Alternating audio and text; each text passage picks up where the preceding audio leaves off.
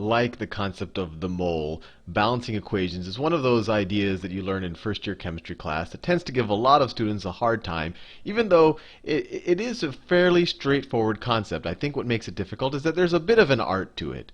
So before we talk about balancing chemical equations, what is a chemical equation? Well, here's some examples right here, and I have some more in the rest of this video. But it essentially just describes a chemical reaction. You got some aluminum, you have some oxygen gas, or the diatomic oxygen molecule, and then you end up with aluminum oxide. And you would say, okay, fine, that's an equation. It looks nice. I have my reactants, or the things that react. These are the reactants. And then I have the products of this reaction. What's left there to do?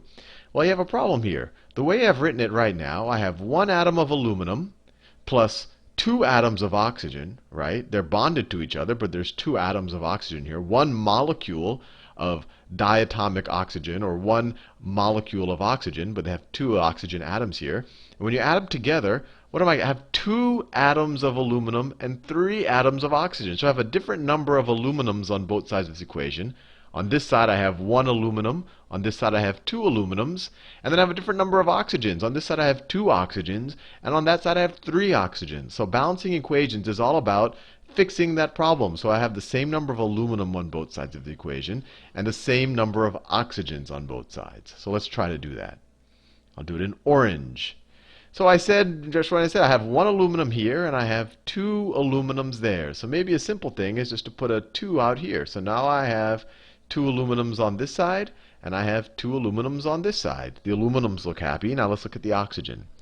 Here I have two oxygens on the left-hand side of the equation. And on the right-hand side of the equation, I have three oxygens. What can I do here? Well, if I could kind of have half atoms, I could just multiply this by 1.5. 1.5. 1.5 times 2 is 3. So now I have three oxygens on both sides of this equation, and I have two aluminums on both sides of the equation. Am I done? Well, no, you can't have half an atom or 1.5 of an atom. That's not cool. So what you do is you just multiply this so that you end up with whole numbers. So let's just multiply both sides of this whole equation by 2. And we have 4 aluminums plus 3 oxygens yields, we multiplied everything by 2. 2 molecules of aluminum oxide. Now, you might have been tempted at some point in this exercise to say, oh, well, why don't I just tweak part of the aluminum oxide? Why don't I put a 2/3 in front of this oxygen? You cannot do that. The equation is as it is. The molecule aluminum oxide is aluminum oxide. You can't change the relative ratios of the aluminum and the oxygen within the aluminum oxide molecule. You can just change the number of aluminum oxide molecules as a whole that you have, in this case 2. So what did we do? We looked at the aluminum. We said, okay, we need 2 aluminums to have both sides of that be 2. And then when we looked at oxygen, we said, well, if I multiply this by 1.5, then that becomes 3 oxygens here, because 1.5 times 2 oxygens, and 3 oxygens there. And then all we said is, oh, well, I can't have a 1.5 there, so let me multiply both sides by 2. And I ended up with 4 aluminums plus 3 oxygen molecules, or 6 oxygen atoms, yields 2 molecules of aluminum oxide. Let's see if we can do some more of these. So here I have methane, and that G in parentheses, I just wanted to expose you to that. That just means it's a gas. So I have methane gas plus oxygen gas yields carbon dioxide gas plus water, and that's an L there, so liquid water. So what can we do here? So the general thing is do the complicated molecules first, and then at the end you can worry about the single atom molecules, because those are very easy to play with. And the reason why you do that, whenever you change a number here, let's say we're trying to engineer how many carbons we have on both sides of this equation. If I set a number here, I'm also changing the number of hydrogens, and I'll have to play with the hydrogens there. And at the end, I'll have some number of oxygens, and then I have to tweak this number right there. So let's just start with the carbons. It seems complicated. When you go step by step and you kind of play with things a little bit, it should proceed fairly smoothly. So here I have 2 carbons. 2 carbons, and here I have, on the right hand side, I only have 1 carbon. So ideally I'd want 2 carbons on both sides of this equation, so let me put a 2 out here. So there you go, my carbons are happy. I now have 2 carbons and 2 carbons. Now let me move to the hydrogens. Remember, I wanted to do the oxygens last because I can just set this to whatever I want it to be without messing up any of the other atoms.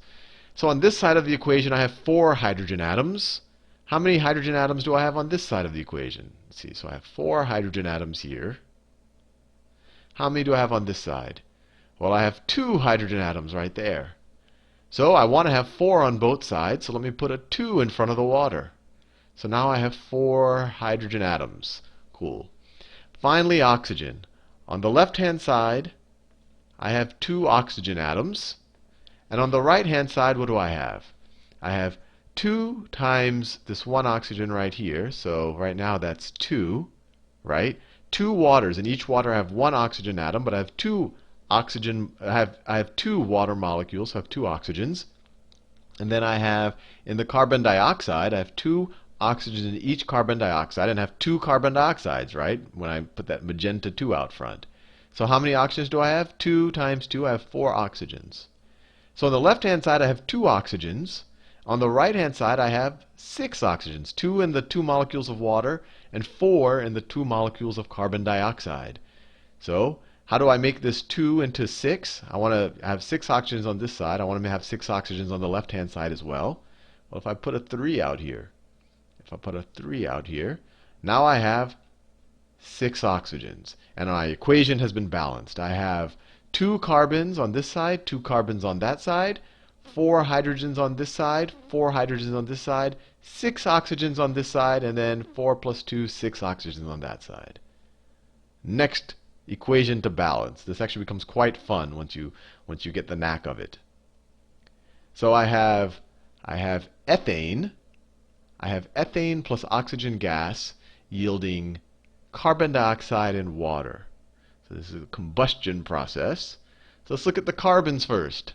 I have 2 carbons here. I have 1 carbon there. So let me put a 2 here.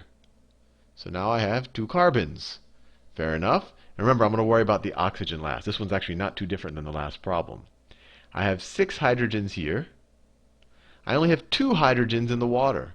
So we only have 3 hydrogen molecules, 3 water molecules. And now I've balanced out the hydrogens. I have 6 hydrogens on both sides of the equation. And now let's deal with the water. Here, on the right-hand side, I have, I'll do it in this orange color. I have 2 oxygens in each carbon dioxide molecule, and I have 2 molecules. So I have 4 oxygens. And I have 1 oxygen in each water molecule, and I have 3 molecules, so I have 3 oxygens here.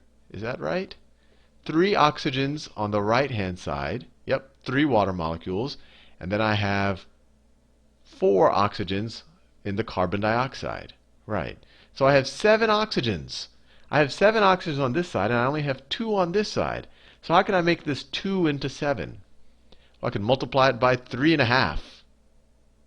Right? Remember, I just want to have 7 on both sides. If I have 3.5 of these diatomic oxygen molecules, 3.5 times 2 is 7. So now I have 7 oxygens on both sides of the equation. 4 plus 3, and then 7 here.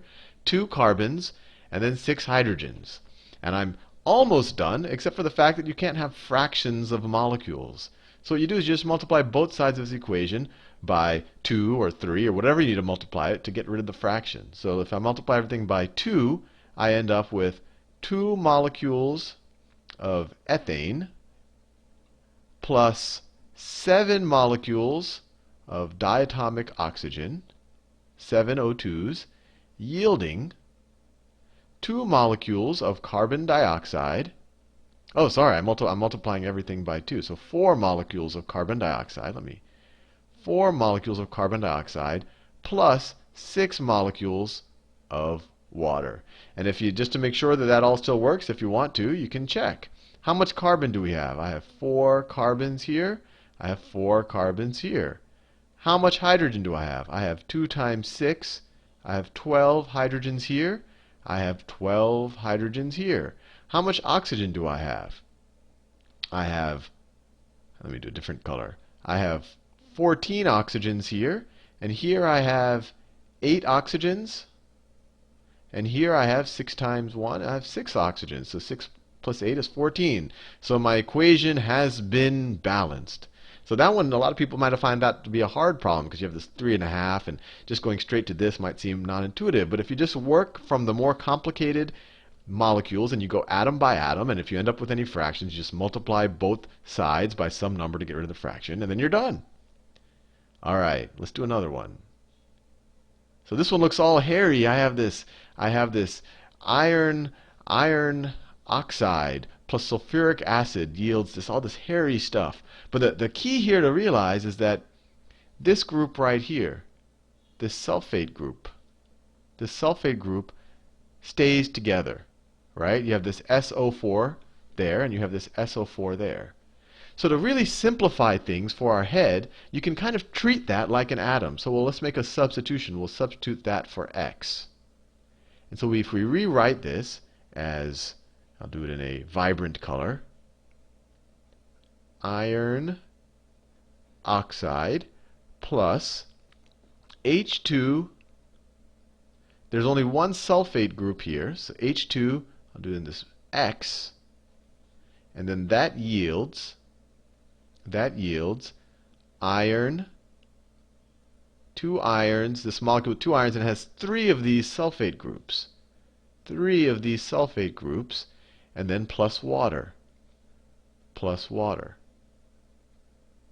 All I did is replace the sulfate with an X, and now we can treat that X like an atom, and we can just balance the equation. So let's see. On the left-hand side, how many irons do we have? We have 2 irons here. We have 2 irons there. So the irons look balanced at first glance. Let's deal with the oxygens. So if we have 3 oxygens here, let me do it in a different color. We have 3 oxygens here, and we only have 1 oxygen here. And remember, there were some oxygens in this X group, but those the sulfate group stayed together, so we can just treat those separately. So if we want to have 3 oxygens on the right-hand side as well. So let's stick a 3 here. Whoops. Let's stick a. Sometimes my pen tool malfunctions. So let me put that 3 there. So now we have 3 oxygens as well. And then finally, let's see. Let's look at the hydrogens. So I have, or maybe I should. We have 3. Let's see, how many hydrogens do we have here? We have 6 hydrogens now on the right-hand side. 6 hydrogens here, 3 times 2. And we want to have 6 hydrogens here, so we have to have 3 of these molecules. And then finally, let's look at the sulfate group, that X. We have 3 X's here. And lucky for us, we have 3 X's over there. So our equation has been balanced, and if we want to write it back in terms of the sulfate terms, we can just unsubstitute the X, and we're left with iron, 1 molecule of iron oxide plus 3 molecules of sulfuric acid, H2SO4. I just unsubstitute the X with SO4, yields 1 of these molecules, SO4, 3. I just unsubstituted the X, plus 3 molecules of water. Let's do one more, and then I think we'll be all balanced out. Carbon dioxide plus hydrogen gas yields methane plus water. So let's deal with the carbons first. I have 1 carbon here, 1 carbon there. The carbons look happy. Let's look at the oxygen. I have 2 oxygens here. I have 1 oxygen there. So I want 2 oxygens here, so let me stick a 2 there. And then let's deal with the hydrogens last, because this is the easiest one to play with, because it doesn't affect any of the other atoms. So if the hydrogen, I have 2 here, and I have 4 plus 4 here, right? I have 4 hydrogens there, and I have 4 hydrogens there. So I need 8 hydrogens on the left-hand side. So I just put a 4 there. And we're all done balancing. Anyway, hopefully you found that useful.